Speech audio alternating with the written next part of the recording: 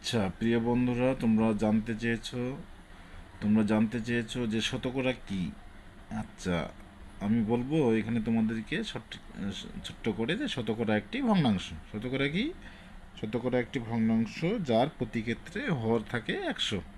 যেমন এই 1%, এখানে আছে 5%, অর্থাৎ এই পার্সেন্টটা, এই 1%ও একটা এই শতকরা, তো 5%ও একটা শতকরা। তার মানে শতকরা একটি ভগ্নাংশ। আর শতকরা যদি ভগ্নাংশ হয় তাহলে কি থাকবে? এর লব আর হর থাকবে। তার মানে এই আমরা জানি যে শতকরার প্রত্যেক ক্ষেত্রে হরে 100 থাকে। তার মানে এই পার্সেন্টেজ চিহ্ন উঠে গেলে নিচে আসবে কত? 100। তার মানে এটা হচ্ছে লব হচ্ছে 100, এই 1, আর হর হচ্ছে 100। এই 5%টাকে যদি আমরা ভগ্নাংশে প্রকাশ করি তাহলে কি হবে? 5/100। তার মানে এই যে পার্সেন্টেজ চিহ্ন উঠে গেলে হরে 100 আসলো।